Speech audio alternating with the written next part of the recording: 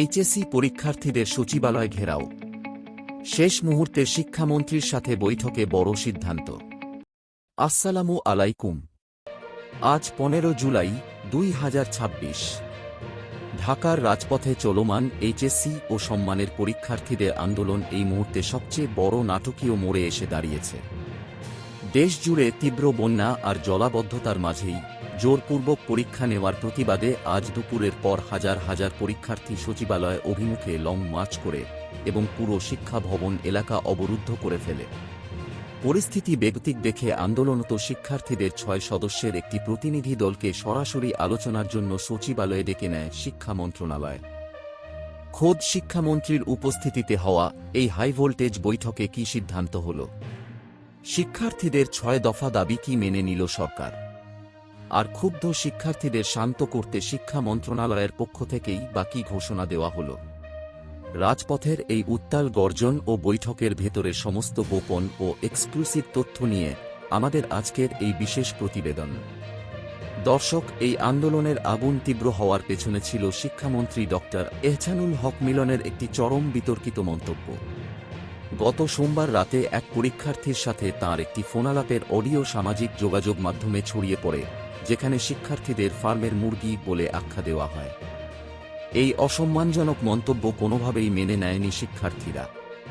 নিজেদের broiler chicken party ঘোষণা দিয়ে ব্যঙ্গাত্মক স্লোগানে রাজপথ কাঁপিয়ে তোলে তারা। তীব্র প্রতিবাদের মুখে অবশেষে জাতীয় সংসদে দাঁড়িয়ে দুঃখ প্রকাশ করতে বাধ্য হন শিক্ষামন্ত্রী। কিন্তু অপমান আর অবহেলার জবাব দিতে আজ সকালেই ঢাকার রাজপথে নামে হাজার হাজার শিক্ষার্থী। আজ দুপুর 3টার পর রাজধানীর সায়েন্স ল্যাব ও নীলক্ষেত থেকে শিক্ষার্থীরা মিছিল নিয়ে সচিবালয়ের দিকে অগ্রসর হতে থাকে। শিক্ষা ভবনের সামনে পুলিশ ব্যারিকেড দিয়ে তাদের আটকাতে চাইলেও আন্দোলনের মুখে তা ভেঙে পড়ে। শিক্ষার্থীরা শিক্ষা মন্ত্রণালয়ের গেট অবরুদ্ধ করে স্লোগান দিতে থাকলে বিকাল 4:45টার দিকে 6 জন শিক্ষার্থী প্রতিনিধিকে আলোচনার জন্য ভেতরে নেওয়া হয়।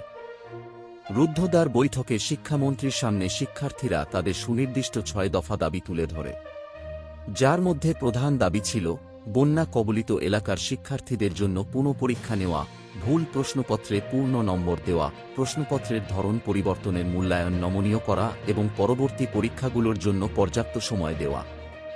দীর্ঘ 2 ঘণ্টার বৈঠক শেষে শিক্ষা মন্ত্রণালয়ের পক্ষ থেকে আনুষ্ঠানিকভাবে শিক্ষার্থীদের আশ্বস্ত করা হয়েছে। শিক্ষামন্ত্রী ডক্টর এহসানুল হক মিলন জানান, শিক্ষার্থীদের প্রতিটি যৌক্তিক দাবি অত্যন্ত গুরুত্বের সাথে বিবেচনা করা হচ্ছে। মন্ত্রণালয়ের পক্ষ থেকে জানানো হয়েছে, 1. বন্যায় ক্ষতিগ্রস্ত শিক্ষার্থীদের জন্য বিশেষ ব্যবস্থাপনায় পুনঃপরীক্ষা নেওয়ার উদ্যোগ নেওয়া হবে এবং 2টি পরীক্ষার ফলাফলের মধ্যে যেটি সর্বোচ্চ সেটি চূড়ান্ত ফল হিসেবে গণ্য হবে। 2. প্রশ্নপত্রের যে সকল ত্রুটি ছিল তার জন্য বোর্ড ইতিমধ্যে পূর্ণ নম্বর দেওয়ার নীতিগত সিদ্ধান্ত নিয়েছে। 3. শিক্ষার্থীদের মানসিক চাপের কথা বিবেচনা করে পরবর্তী পরীক্ষাগুলোর সময়সূচি কিছুটা নমনীয় করার বিষয়টি বোর্ড সমন্বয় কমিটির মাধ্যমে দ্রুত কার্যকর করা হবে। মন্ত্রণালয়ের এই ইতিবাচক আশ্বাসের পর শিক্ষার্থীরা আজ রাতের মতো তাদের আন্দোলন সাময়িকভাবে স্থগিত করার ঘোষণা দিয়েছে। দর্শক, শিক্ষামন্ত্রীর এই আশ্বাসের পর কি এইচএসসি পরীক্ষার এই অচলাবস্থা সত্যিই কেটে যাবে? শিক্ষার্থীরা কি তাদের প্রাপ্য অধিকার ফিরে পাবে? আপনার অত্যন্ত মূল্যবান ও যৌক্তিক মতামত কমেন্টে জানান।